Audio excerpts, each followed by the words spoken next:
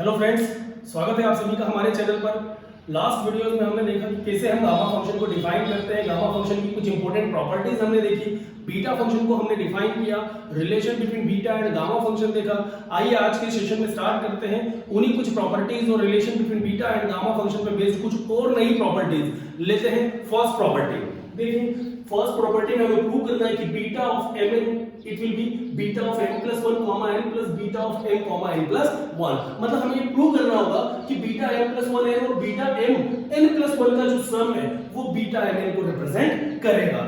कैसे स्टार्ट करें? तो हम जानते हैं, जो लास्ट वीडियो में हमने कवर किया था, relation between beta and gamma function, यदि उस रिजल्ट को यूज करते तो फर्स्ट प्रॉपर्टी हम बड़ी आसानी से यहां पर प्रूव कर सकते हैं। तो हम जानते हैं कि relation between beta and gamma function जो होता है वो होता है beta mn is equal to gamma m upon gamma m plus n।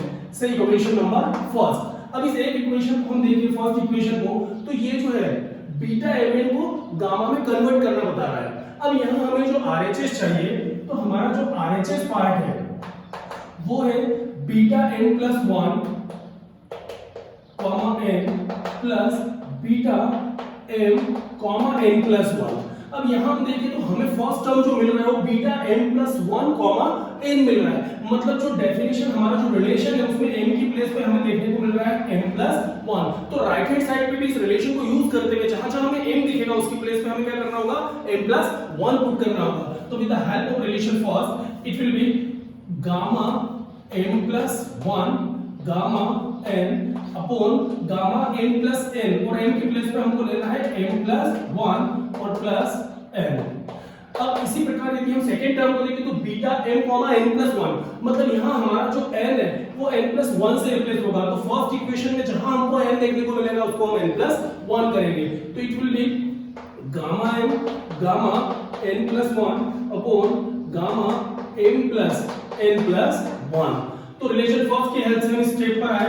अब हम जानते हैं कि गामा n प्लस 1 जो होता है वो n गामा n होता है। हमने पहले भी देखा था, we know that gamma n plus 1 is equal to n gamma n। ये आइडेंटिटी भी लास्ट वीडियो में हम प्रूव कर चुके हैं। अब इसका हेल्प ले लें तो देखिए m प्लस 1 का गामा हो जाएगा m gamma n gamma n upon, अब यहाँ पे यदि हम देखें तो m प्लस 1 प्लस n, और m प्लस 1 प्लस n को हम देख सकते हैं m प्लस n प्लस 1।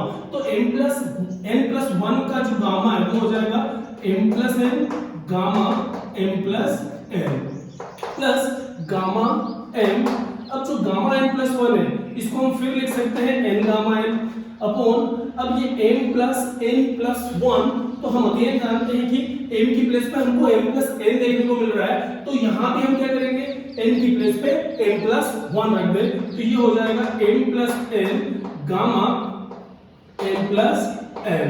अब यहाँ देखने लायक बात ये है कि gamma m gamma n gamma m gamma n, और डिनोमिनेटर जो है वो भी m plus n gamma m plus n, इसको हम पूरी इक्वेशन से कॉमन ले सकते हैं। तो it will B gamma m और अपॉन में m plus n gamma m plus n। यदि हम कॉमन ले लें तो फर्स्ट टर्म से हमको मिलने वाला है m और सेकेंड टर्म से हमको मिल जाएगा n। अब देखिए m plus n numerator, m plus n denominator cancel out हुआ, हमें मिला gamma m upon gamma m plus n। और रिलेशन फर्स्ट से हम जानते हैं कि gamma m upon gamma m plus n जो है वो बीटा mn को रिप्रेजेंट करता है। तो we can substitute this value from equation number first. तो it will be beta m n जो कि लेफ्ट हैंड साइड को रिप्रेजेंट करता है। मतलब हमने RHS को कंसीडर किया, relation between beta and gamma का प्रॉपर्टी हमने यूज किया, और हमने हमारे रिजल्ट को बड़ी आसानी से यहाँ पर डिराइव कर दिया। तो इस प्रकार relation between beta and gamma की हेल्प से फर्स्ट रिजल्ट को हम बड़ी इजीली डिराइव कर सकते हैं, प्रूव कर सकते हैं। लेते हैं सेकंड प्रॉपर्टी। अब सेकंड प्रॉपर्टी यदि हम देखें तो यहाँ सेकंड केस में हमको ये प्रूव करना है कि beta m n plus 1 upon n is equal to beta m plus 1n upon n, and it will be equals to beta of mn upon m plus n। यहाँ हमको तीन beta function का equivalence prove करना है। अब तीन beta function का equivalence prove करना है, मतलब फर्स्ट सेकंड के इक्वल है, सेकंड थर्ड के इक्वल है, और फर्स्ट थर्ड के भी इक्वल है। प्रूव करते हैं।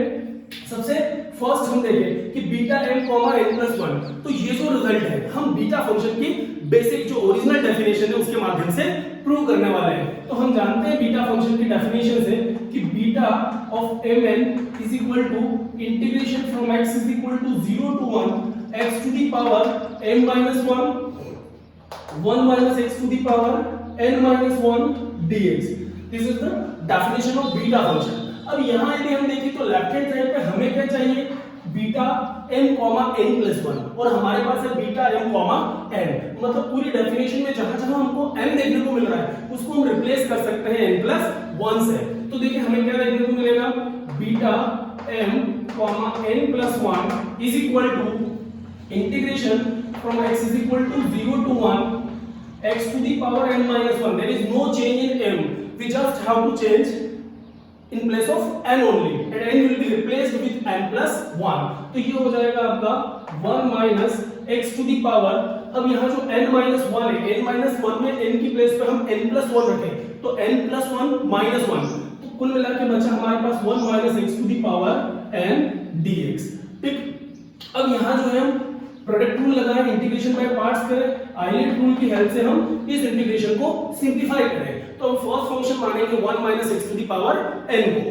अब 1 minus x to the power n को फर्स्ट फंक्शन हमने क्यों माना, क्योंकि हमारा जो रिजल्ट है एक बीटा को हमको दूसरे बीटा फंक्शन में कन्वर्ट करना होता है यहाँ पे। और हम अच्छी तरह जानते हैं कि जो बीटा फंक्शन का डेफिनेशन है उसमें जो n माइनस 1 पावर मिलेगा वो किसका मिलेगा, हमें 1 माइनस x का, और यहाँ 1 माइनस x का पावर हमारे पास n आ रहा है। हम जानते हैं कि प्रोडक्ट रूल में यदि हम किसी वेरिएबल का पावर n है तो प्रोडक्ट रूल में फर्स्ट फंक्शन जो है वो डिफरेंशिएट होता है, तो डिफरेंशिएशन के बाद पावर मल्टीप्लाई होकर एक पावर कम होगा तो कुल मिलाकर 1 minus x power n minus 1 type का कहीं ना कहीं हमारे पास फंक्शन जनरेट होगा जिसको बड़ी आसानी से बीटा फंक्शन में कन्वर्ट कर देंगे। तो आइलेट रूल इस पे अप्लाई करें, प्रोडक्ट रूल अप्लाई करें तो हम देखते हैं फर्स्ट फंक्शन इससे है तो 1 minus x to the power n को हमने रखा एंड इंटीग्रेशन ऑफ सेकंड, तो x पावर n माइनस 1 का जो इंटीग्रेशन है वो हो जाएगा x पावर m अपॉन में n, एक पावर ऐड हो जाता है इंटीग्रेशन में, और इसमें हम लिमिट रखेंगे x is equal to 0 to 1। अब माइनस इंटीग्रेशन के अंदर फर्स्ट का डिफरेंशिएशन, तो 1 माइनस x पावर n का डिफरेंशिएशन यदि करें तो पावर नीचे आएगा n times of 1 minus x to the power n minus 1। अब 1 माइनस x का डिफरेंशिएशन फिर किया जाए तो 1 का 0 और माइनस x का हो जाएगा माइनस 1, तो वो माइनस और माइनस मिलके हो गया हमारे पास प्लस।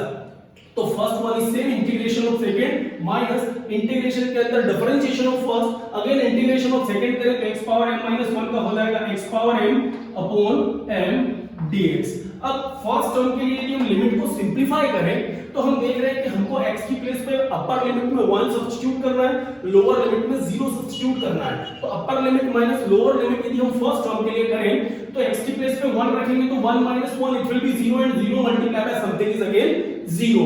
और लोअर लिमिट के लिए हम बात करें तो x की प्लेस पे 0 रखें, यदि यहां 0 करेंगे तो 0 पावर समथिंग, 0 पावर m, और m इज व्हाट हम पहले भी डिस्क्राइब करते हैं कि m और n जो है कोई पॉजिटिव रियल नंबर को रिप्रेजेंट करता है। तो 0 की पावर कुछ भी मतलब 0 and 0 multiply by anything is always 0, मतलब अपर और लोअर लिमिट दोनों के लिए हमारा जो फर्स्ट टर्म है वो हो रहा है यहाँ पे 0 प्लस। अब देखिए यहाँ इंटीग्रेशन सेकंड टर्म में n जो है वो कांस्टेंट होता है और कांस्टेंट को हम इंटीग्रेशन से बाहर कर सकते हैं, तो x is equal to 0 to 1।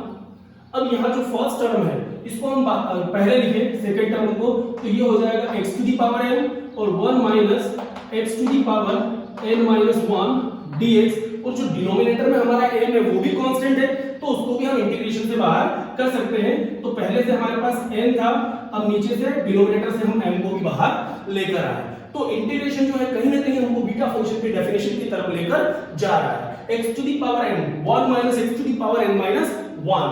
अब ये जो पावर m है इसको हम क्या लिख सकते हैं यहाँ पे n by m, x is equal to 0 to 1 x to the power. अब m का अरेंजमेंट किया जा रहा है कि m को हम लिख सकते हैं m plus 1 minus 1 minus x to the power n minus 1 times of dx। अब देखिए m को हमने अरेंज किया m प्लस 1 माइनस 1 टाइम्स से, डेफिनेशन की तरफ हम बढ़ रहे हैं।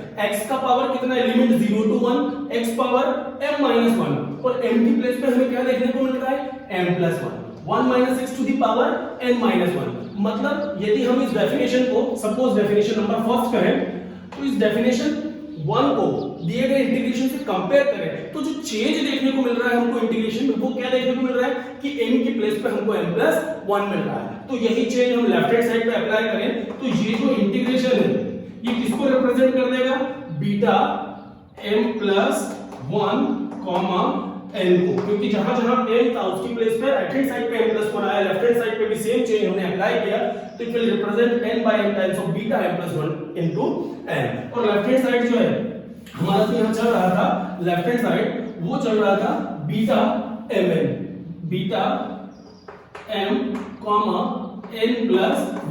तो हमने देखा कि बीटा m,n+1 का जो वैल्यू है वो n by m beta m+1 times of n आया। इसको हम कहें इक्वेशन नंबर 2।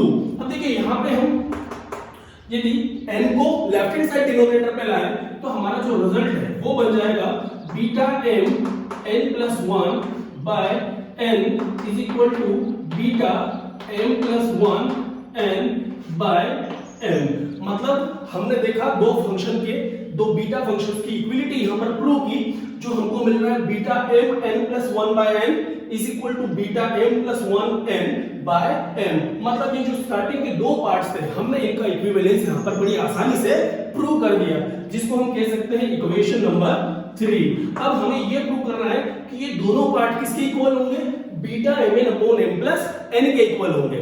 अब ये रिजल्ट डिराइव करने के लिए हमने जो फर्स्ट रिलेशन प्रूव किया हम उसकी हेल्प यहां पर ले सकते हैं। तो with the help of first relation में देखिए बीटा mn का जो वैल्यू है वो किसके इक्वल होगा, beta m+1n plus beta m,n+1 के। तो यहां से हम ये बता सकते हैं by relation number first beta mn जो है वो इक्वल होता है beta m+1n plus beta mn+1 के। तो बीटा m+1 n और प्लस सेकेंड टर्म हमारा है बीटा m,n+1 और हम यहाँ इक्वेशन 2 से अभी रिजल्ट निकाले कि बीटा m,n+1 जो है इसका वैल्यू होता है n by n times of beta m+1n। तो यहाँ रिलेशन फर्स्ट में जो सेकेंड टर्म है इसकी प्लेस पर हम वैल्यू सब्स्टिट्यूट करेंगे इक्वेशन नंबर 2 से बीटा m,n+1 का। तो यहाँ हमें मिल जाएगा n by m beta m+1, n। अब देखिए फर्स्ट इक्वेशन में फर्स्ट रिलेशन में हमने बीटा m,n+1 इक्वेशन 2 से वैल्यू सब्स्टिट्यूट किया तो हमें इस प्रकार से रिजल्ट देखने को मिला। अब लेफ्ट हैंड साइड पे तो हमारा चल रहा है beta m,n, right hand side की यदि बात की जाए तो beta m+1n beta m+1n। So again we can take it common from the equation, तो it will be beta m+1 n को यदि हम कॉमन लें तो फर्स्ट टर्म में हमारे पास बचा 1 और सेकेंड टर्म में हमारे पास बचेगा n by m। थोड़ा सा सिंपलीफाई करें तो देखिए हमें क्या देखने को मिलेगा, बीटा m+1n और यहाँ यदि हम एलसीएम ले लें तो हमें मिलेगा m plus n अपॉन में n। अब और लेफ्ट हैंड साइड हमारा जो चल रहा है वो बीटा ऑफ m, n।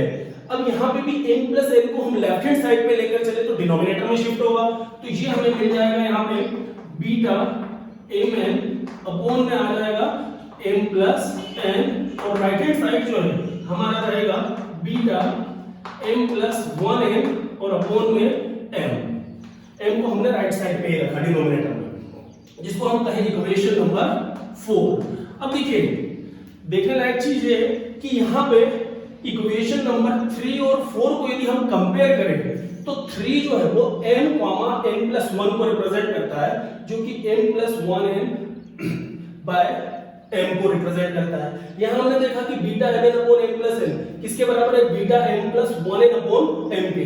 तो इक्वेशन 3 और 4 के राइट हैंड साइड को यदि हम कंपेयर करें यहाँ पर तो beta m+1n by m beta m+1n by m, और ये जो है इक्वेशन 3 का राइट हैंड साइड और 4 का राइट हैंड साइड चूंकि इक्वल है, एक बार रिप्रेजेंट करते हैं उसको m,n+1 by n से, एक बार रिप्रेजेंट करते हैं m+n by m,n upon m+n से। तो क्या देखा हमने कि एक बार इक्वेशन 3 से ये जो राइट हैंड साइड का वैल्यू है इसके बराबर है और इक्वेशन 4 का सेम वैल्यू जो है वो beta mn upon n plus n के इक्वल है। मतलब इन दोनों इक्वेशंस को यदि हम मर्ज करें तो हम कह सकते हैं कि using equation 3 and 4 beta m n plus 1 upon n equal होता है beta m plus 1n by m के और यही वैल्यू इक्वल होगी beta mn upon n plus n के, जो कि हमारे फर्स्ट सेकंड रिजल्ट को जो है वो डिराइव करता है। तो इस प्रकार हम बीटा फंक्शन का डेफिनेशन और फर्स्ट रिजल्ट को यूज करते हुए बड़ी आसानी से सेकंड रिजल्ट को डिराइव कर सकते हैं। अब लेते हैं थर्ड केस। अब थर्ड में हमको प्रूव करना है कि gamma 1/2 is equal to root pi, square root over pi. अब चूंकि ये रिजल्ट हम पहले भी प्रूव कर चुके हैं, जब हमने गामा फंक्शन का प्रॉपर्टी लिया था तो वहां पर इस प्रॉपर्टी को हम ऑलरेडी डिराइव कर चुके थे, पर मैंने वहां समझाया था, कहा था कि ये जो रिजल्ट है गामा फंक्शन के टाइम पे जब हमने किया था तो मैंने समझाया था कि हम फुल लेंथ प्रूफ कवर कर रहे हैं। वहां हमने गामा फंक्शन का बेसिक डेफिनेशन को यूज किया और इस रिजल्ट को डिराइव किया था, जो काफी लेंथी था, पर प्रोसेस वही था।